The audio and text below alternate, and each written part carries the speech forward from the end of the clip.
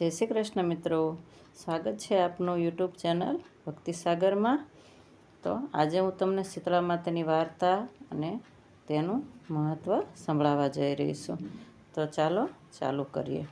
આપણા હિન્દુ ધર્મમાં વિવિધ તહેવારો ઉજવાય છે।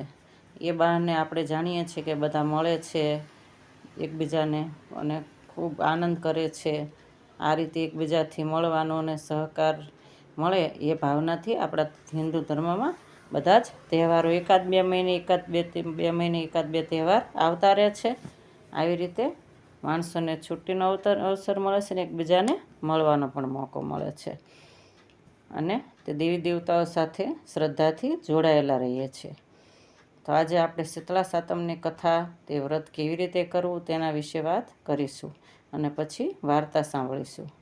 તો બહેનો ભાઈઓ, આપણે જાણીએ છીએ તેમ શ્રાવણમાં સુદ સાતમ અને વદ સાતમ, જે જન્માષ્ટમીના આગલા દિવસે આવે છે, તેમ બે સાતમ ઉજવાય છે। તેમાં ઘણા લોકો સુદ સાતમ પાળે છે અને ઘણા લોકો વદ સાતમ પાળે છે। આ વખતે પહેલી સાતમ 10 ઓગસ્ટ છે અને બીજી સાતમ 25 ઓગસ્ટે આવે છે।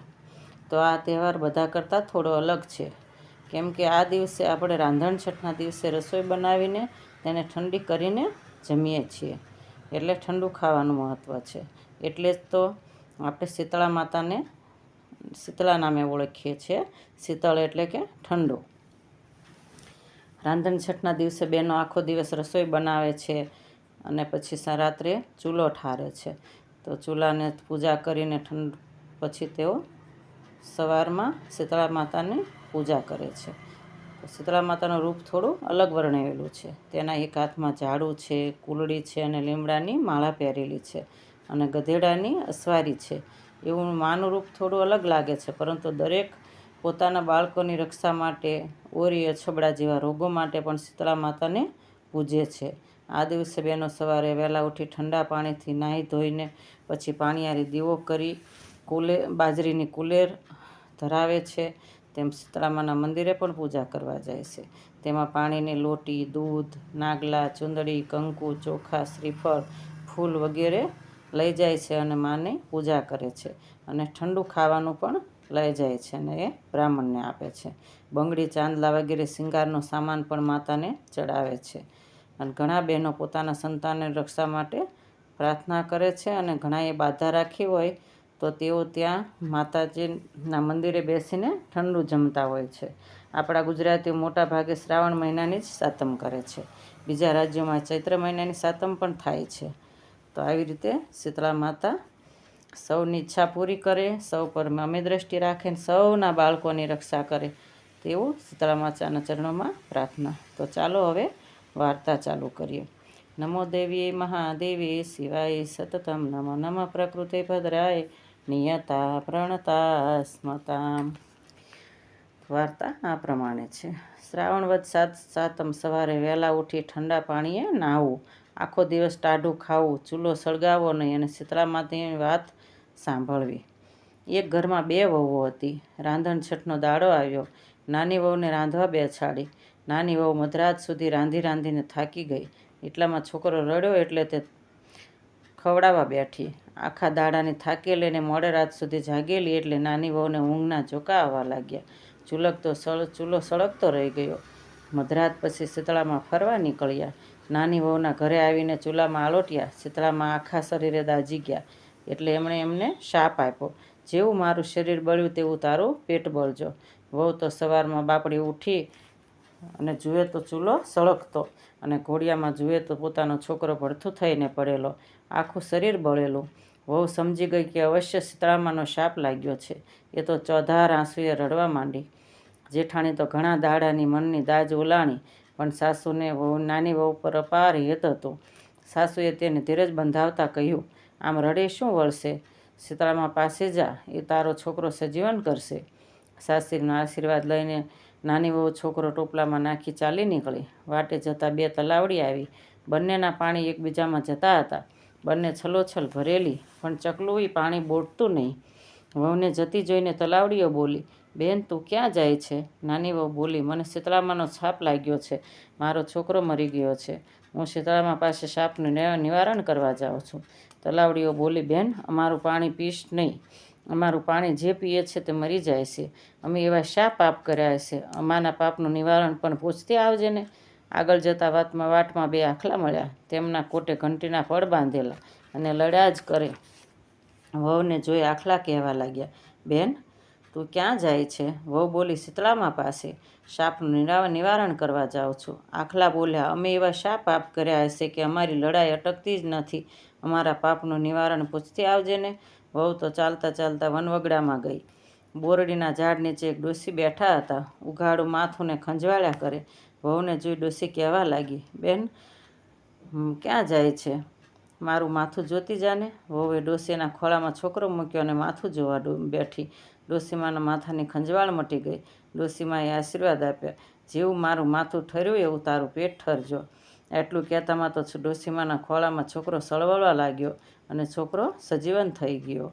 વહુને તો નવાઈ લાગી. હૈયામાં હરખમાં આતો નથી. છોકરાને જટ લઈને ખોળામાં લઈ બચીઓ દેવા લાગી. વહુ ડોસીમાના પગે લાગી. એ સમજી ગઈ કે આ જ શીતળામાં છે. વહુ હાથ જોડીને કહેવા લાગી, માં, તમારા આશીર્વાદથી જ મારો છોકરો સજીવન થયો, નહીં તો ના થાત. તો શીતળામાં, મારું પેટ તમે જ ઠાર્યું છે. વહુએ પૂછ્યું, મને આવતા વાટમાં બે તલાવડીઓ મળી. પાણીથી છલોછલ ભરેલી છે, પણ તેમનું પાણી કોઈ પીતું નથી. એવા એમના શા પાપ છે? તેમણે મને કહ્યું છે કે અમારું નિવારણ પૂછતી આવજે. શીતળામાં બોલ્યા, ગયા ભવે બંને શોક્યો હતી. ઘરમાં રોજ કજિયો કરતી. કોઈને શાક છાશ આપે નહીં, પણ આપે તો પાણી નાખીને આપે. એ પાપે એમનું પાણી કોઈ પીતું નથી. તું એમનું પાણી પીજે, એટલે એમના પાપ દૂર થશે. વહુએ પૂછ્યું, વાટમાં બે આખલા મળ્યા. તેમની કોટે ઘંટીના પડ બાંધેલા હતા. તેઓ નિત્ય લડા જ કરે છે, પણ તેમને કોઈ છોડાવતું નથી. એમના શા પાપ હશે? શીતળામાં બોલ્યા, ગયે ભવે બંને દેરાણ જેઠાણી હતા. કોઈને દળવા ખાંડવા દેતા નહીં. એ પાપે એમની કોટે ઘંટીના પડ છે. તું એ પડ છોડજે, એમનું પાપ ટળી જશે. વહુ શીતળામાના આશીર્વાદ લઈને છોકરાને રમાડતી ઘરે જવા નીકળી. જતાં જતાં પહેલાં બે આખલા મળ્યા. એમને શીતળામાની વાત કરી અને કોટેથી ઘંટીના પડ છોડી નાખ્યા. બંને આખલા લડતા બંધ થયા. આગળ જતાં તલાવડીઓ આવી. વહુએ શીતળામાની વાત તલાવડીઓને કરી અને પાણી પીધું. તલાવડીના પશુઓ અને પંખીઓથી ભરાઈ ગઈ. બધા જ એમનું પાણી પીવા લાગ્યા. વહુ છોકરાને લઈને ઘરે ગઈ. સાસુ છોકરાને જોઈને રાજી થઈ ગયા, પણ જેઠાણીને મનમાં વેર વધી ગયો. બીજા વર્ષે રાંધણછઠ આવી. જેઠાણીને થયું, હું પણ એના જેવું જ કરું, અને રાત્રે ચૂલો સળગતો રાખ્યો અને સૂઈ ગઈ. રાત્રે શીતળામાં આવ્યા અને ચૂલામાં આળોટ્યા. એમનું તો આખું શરીર દાઝી ગયું. એમણે શાપ આપ્યો, જેવું મારું શરીર બળ્યું એવું એનું પેટ બળજો. બીજા દિવસે જેઠાણી ઘોડિયામાં જોઈએ તો છોકરો મરી ગયેલો. શીતળામાનો શાપ લાગ્યો. દેરાણીની પેઠે એ પણ છોકરાને ટોપલામાં નાખી ચાલી શીતળામા પાસે. ચાલતા ચાલતા વાટમાં બે તલાવડીઓ આવી. તલાવડીઓ પૂછ્યું, બેન, બેન, ક્યાં જાય છે? શીતળામા પાસે, અમારો સંદેશો લેતી જાને. જેઠાણી તો પારકી વેલ ઉલાળી મેલ ગણી ઠસામાં બોલી, હું કાંઈ તમારા જેવી નવરી નથી. મારે તો છોકરો મરી ગયો છે. આગળ જતાં બે આખલા મળ્યા. તેમણે પૂછ્યું, બેન, બેન, ક્યાં જાય છે? શીતળામા પાસે, અમારો સંદેશો લેતી જાને. હું કાંઈ નવરી નથી, એમ કહીને આગળ ચાલવા માંડી. જેઠાણી તો દૂર વગડામાં ગઈ. વગડામાં એક બોરડીના નીચે શીતળામા ડોસીનું રૂપ લઈને માથું ખંજવાળતા બેઠેલા. તેમણે કહ્યું, બેન, બેન, ક્યાં જાય છે? જેઠાણી કહે, શીતળામા પાસે. ડોસી કહે, જરા માથું જોતી જાને. જેઠાણી તો છણકામાં બોલી, હું કંઈ તારા જેવી નવરી નથી. મારે તો છોકરો મરી ગયો છે. આમ કહીને ચાલવા માંડી. આખો દાડો રખડીને વગડાના ઝાડવા ગણી નાખ્યા, પણ ક્યાંય શીતળામા ના દીઠા. મોડી રાત સુધી રખડીને થાકી છોકરાનું શબ લઈને માથું કૂટતી ઘરે આવી. જય શીતળામા. જેવા દેરાણીને ફળ્યા એવા સૌને ફળજો અને સૌની ઈચ્છા પૂરી કરજો. તો આ વાર્તા ઉપરથી આપણે આમ તો વિચારીએ તો આપણને પણ શીખવા જેવું મળે છે કે હંમેશા કોઈની મદદ કરવી જોઈએ અને જીવનમાં હંમેશા મિલનસાર સ્વભાવ રાખી સૌ સાથે હળીમળીને રહેવું જોઈએ. કારણ કે જો દેરાણીએ બધાની મદદ કરી તો એને શીતળામા મળ્યા. તો આ આપણી પૌરાણિક કથાઓમાંથી કશું ને કશું શીખવાનું હોય છે. એ આપણને કશો બોધ આપી જાય છે. તો આવી રીતે બધાને શીતળા સાતમ ખૂબ ફળે અને સૌના બાળકોનું માં રક્ષા કરે એવી પ્રાર્થના.